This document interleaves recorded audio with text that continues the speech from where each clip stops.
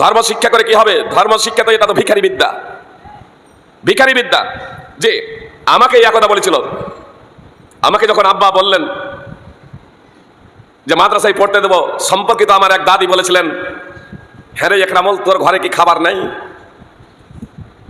এর হাত পা আছে, তোর ঘরে খাবার আছে, অথচ কেন তুই এই ছেলেটাকে ভিখারি বিদ্যা শিক্ষা দিবি? যার ঘরে খাবার নেই, যার হাত পা ন্যাংরা, যে কানা, সে মাদ্রাসায় পড়াশোনা করবে? শেষ পর্যন্ত আব্বা অটল থাকলেন এই কথাতেই যে না, আমি আমার ছেলেকে আরবি পড়াবো। আমার অনেকগুলো ছেলে, অন্তত একটা ছেলে আরবি পড়ুক। আব্বা অবশ্য প্রতিবাদ করেছিলেন এই বলে যে ভিখারি বিদ্যা বলছো কেন? ইসলামী শিক্ষা এটা তো প্রত্যেক মুসলিমের শিক্ষা অপরিহার্য কর্তব্য। আমরা যে কোনো কারণেই হোক না কেন তা থেকে আজ দূরে আছি। এটা ধর্মীয় শিক্ষা, আমাদের শিক্ষা জানা একান্ত কর্তব্য। আর আমার অনেকগুলো ছেলে, অন্তত একটা ছেলে আরবিক লাইনে পড়াশোনা করুক। অন্তত আমার ইন্তেকালের পরে কেউ যদি আমার জন্য দোয়া করে, হয়তো এই ছেলেটা আমার জন্য দোয়া করবে। আমার সম্মুখে এই ঘটনা ঘটেছিল সেই সময় যখন আমি মাদ্রাসায় তখনও পড়তে শুরু করিনি। যে ইসলাম তথা কোরআন এবং সুন্নাহর শিক্ষাটা হলো ভিখারি শিক্ষা। এই শিক্ষাটা শিখবে মূলত তারা, এই শিক্ষাটা পড়বে মূলত তারা যাদের ঘরে খাবার নেই, যারা ন্যাংরা, কানা খোড়া, যাদের চোখ কানা।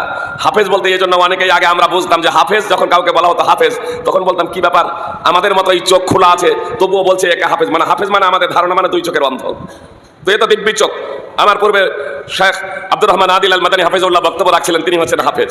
মানে তখনকার মতো হলে তখন হয়তো বলতাম যে অন্ধ, আবার বলছে হাফেজ, তো মিথ্যা কথা বলে। সুপ্রিয় ভাই এবং বোন, তাহলে আমাদের সমাজ ইসলামটাকে একেবারে ভিখারিদের শিক্ষা, ভিখারি বিদ্যা বলে আখ্যায়িত করে আমরা ইসলাম থেকে কিন্তু অনেক দূরে সরে গেছি।